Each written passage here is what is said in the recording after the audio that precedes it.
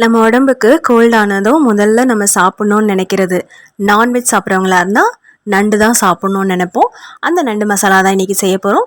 அதுக்கு முன்னாடி நீங்கள் என் சேனல் சப்ஸ்கிரைப் பண்ணலன்னா ரெசிபி ஆஃப் பானுவை சப்ஸ்கிரைப் பண்ணிக்கோங்க. இப்போ நம்ம நண்டு மசாலா எப்படி பண்ணுறதுன்னு பார்ப்போம். ஒரு பேனில் கொஞ்சமாக எண்ணெய் சேர்த்து அதில் 1 ஸ்பூன் ஜீரகம், 1 ஸ்பூன் சோம்பு, 2 ஸ்பூன் மிளகு, இது எல்லாமே நல்லா பொரியட்டும். சோம்பு, மிளகு, ஜீரகம்லாம் நல்லா பொரிஞ்சதுக்கப்புறம் இப்போ வெங்காயம் சேர்த்துக்கலாம். 2 வெங்காயம் எடுத்திருக்கேன். அதில் 1.5 வெங்காயம் இப்போ சேர்த்துக்கிறேன். வெங்காயம் லேசாக வதங்கினதும் இப்போ தக்காளி சேர்த்துக்கலாம். 2 பெரிய தக்காளி பொடியாக நறுக்கி சேர்த்துருக்கேன். அதோட கொஞ்சம் உப்பும் சேர்த்து நல்லா வதக்கிக்கலாம்.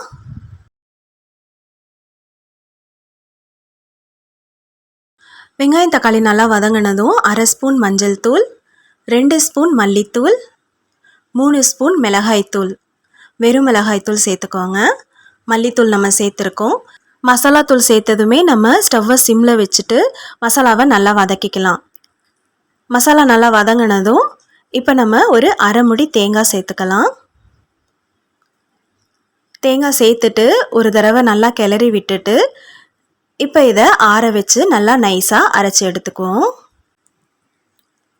இப்போ ஒரு பேனில் கொஞ்சமாக எண்ணெய் சேர்த்து எண்ணெய் சூடானதும் ஒரு அரை ஸ்பூன் சோம்பு சேர்த்து தாளிச்சுக்கலாம்.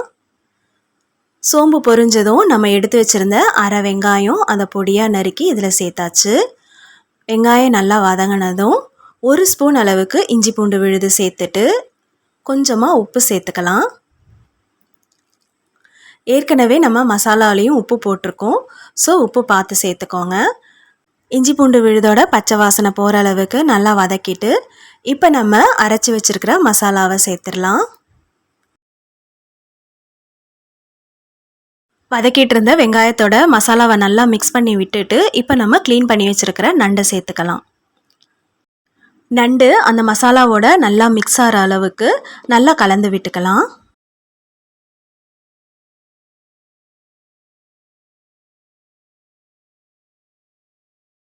இப்போ நண்டு வேகிறதுக்காக தண்ணி சேர்த்துக்குவோம்.